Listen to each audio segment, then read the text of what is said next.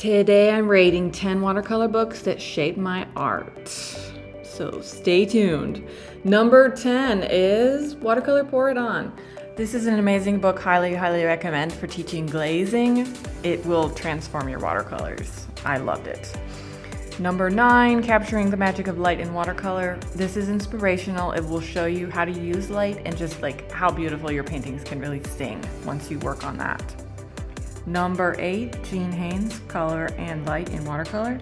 Her style is so recognizable. I just highly recommend her. Just her looseness. Moving on to Splash series. I can't say enough about this series. These are the best of the best of the best. So inspirational. Not tutorials, but like a compilation of the absolute best watercolor painters.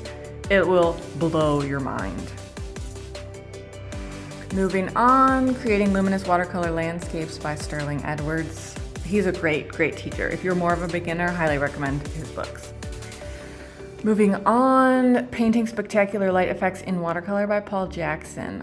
Just amazing what he can accomplish in watercolor. You wouldn't think. It's just amazing. Just buy this book. Realistic Watercolor Portraits by Susanna Winton. I love this book. It's amazing. I just love what she can do with watercolor. Inspirational. Moving on, this is the book I referenced as a kid like all the time. Everything you ever wanted to know about watercolor. It's so inspiring and I always came away with like something to paint, wanting to paint. How to Make a Watercolor Paint Itself by Nita Engel. She uses a lot of masking fluid and glazes. Highly recommend. And lastly, A Life in Hand by Hannah Hinchman. This is my favorite book ever. It's not specifically watercolor, but it is for finding your true artistic voice. Highly recommend. I can't say enough about this book.